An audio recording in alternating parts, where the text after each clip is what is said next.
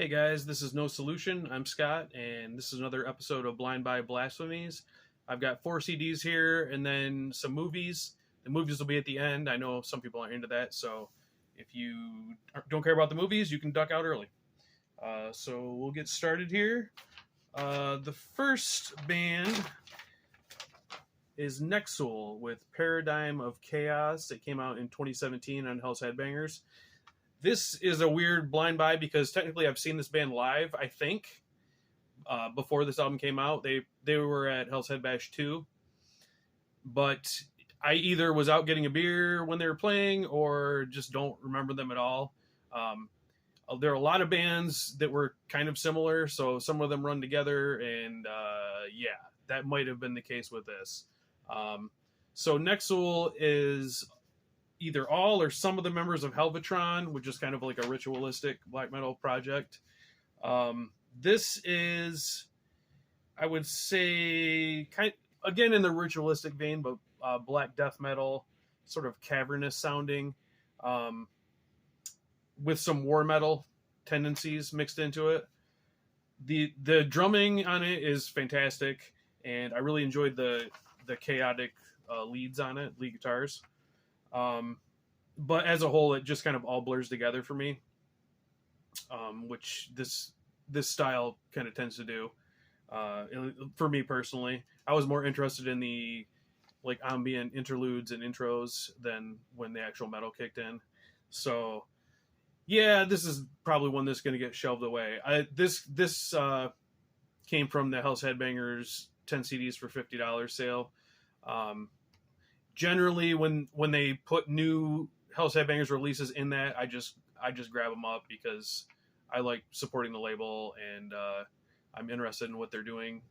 So that was how I got this, and it will probably just kind of get filed away. All right, next,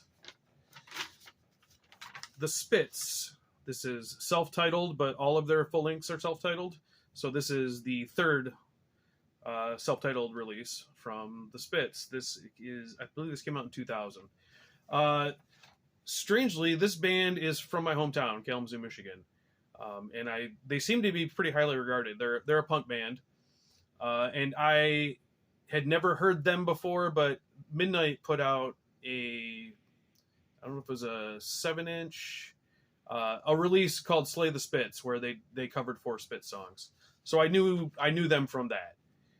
And this showed up in a local shop, and I thought I'd give it a shot. And this was not at all what I was expecting. Midnight obviously kind of midnighted up the songs, and I think that affected my expectations of what the band was going to be. I think this is 19 minutes. This quote full length, and for the 19 minutes, there's like a 2-minute intro to start the album, and there's like another like minute and a half like weird sound effect thing. There's a lot of filler for less than 20-minute album. The most of the songs is kind of 70s style pop punk, not pop punk, but not hardcore either. But then there's just some weird like experimental stuff. Like one of the songs, Violence Cap, is more like a noise rock song. There's a song called 1989 that has just like weird, like almost scat vocals. And it's 2.5 minutes and it feels like it's 20. Like it just repeats and never ends. It's kind of annoying. The last song, Greyhound Bound, is like a weird 8-bit MIDI kind of sound. So they're definitely not doing the same thing all the way through, but it just kind of was not what I was expecting, and I kind of didn't really like it. So this might be going up on Discogs. All right. Now we got Black Autumn. And of course, I can't remember the album title. Ecstasy, Nightmare, Doom. So we got like a kind of artsy, scantily clad lady there, and another shot of her on the back. I'm a dirtbag. I'm kind of a sucker for that. So what this is a one-man band from Germany. This is the debut from, I believe, 2007. Kind of lo-fi DSBM, but not the typical like kind of weepy DSBM vocals. has some really beautiful ambient touches as well. And this is really hard to describe. It's kind of all over the place. It feels like a one-man band that he was just like, well, this is my band and I can, this song can be doom and this song can be straight black metal. And then this song can be like a weird experimental thing. It has a really thin, I would say brittle sound. Like it almost sounds like it's going to collapse at any second. Like the first track has like kind of standard black metal vocals. Then like the second is an instrumental except for some samples. I guess samples as vocals.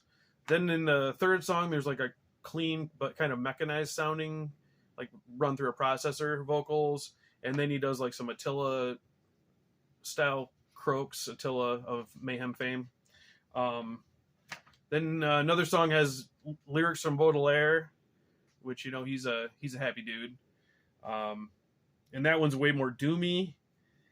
But it's super interesting. Like you never know what's gonna come. The strange sound kind of really helped the atmosphere of it.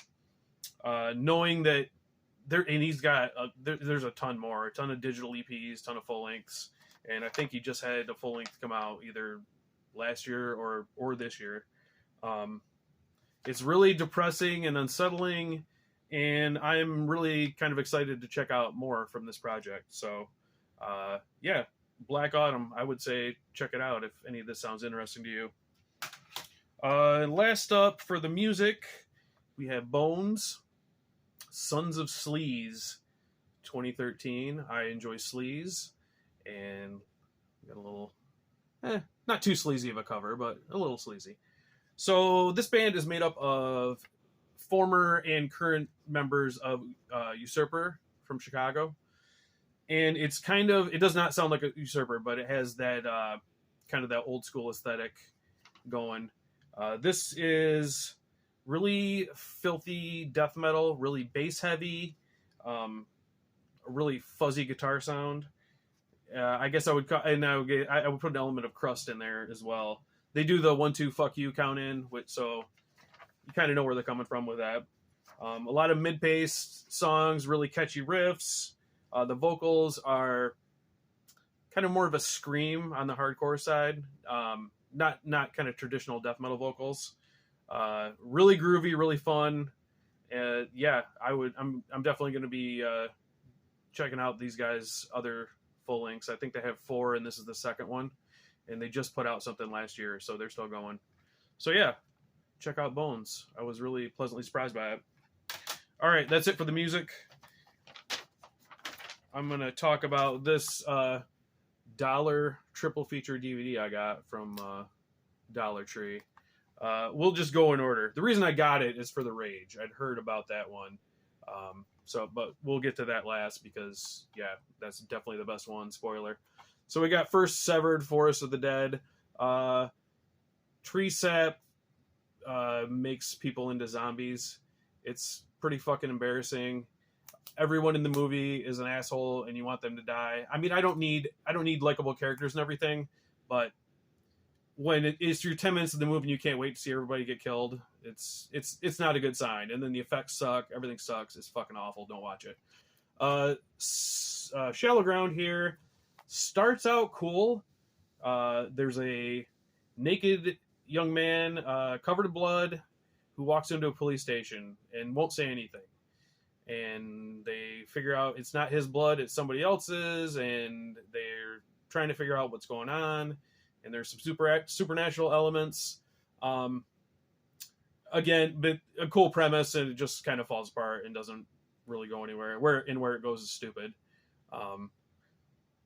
Like I've heard other people say, this is the movie you remake. You remake this movie because it's a cool idea and they fucked it up. Don't remake a good movie. Then there's The Rage. This was directed by Robert Kurtzman, who founded KNB Effects, who is like the gold standard of like practical effects right now. They do all the Walking Dead stuff. But he does not do the effects on this. He's just the director. Super low budget. And it's one of those I don't really want to spoil. Just FYI, Robert Kurtzman directed Wishmaster. That's probably his biggest highest profile directing job. He still does effects too. So let's just say there's a mad scientist. He's developed a rage virus for some reasons, and of course it gets out of his control and goes out into the forest, and then spreads to this teenage drug and beer party where Dollar Store Slipknot is playing, aka Mushroom Head, and hijinks and hilarity ensue. This movie is, what was it, 85 minutes? It doesn't frickin' stop. Like, from the beginning, it's just bonkers and crazy, and wacky stuff happens. It's very low budget. There's some horrible looking CG and puppet effects, but it was so much fun I didn't care. It's super gory.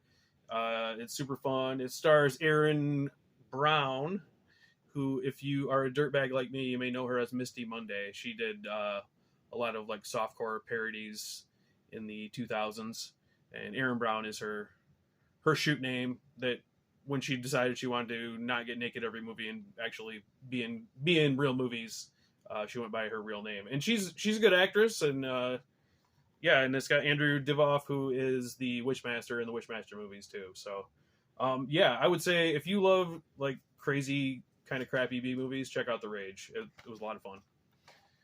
All right, guys, thanks for watching, and I'll see you on the next one. Later.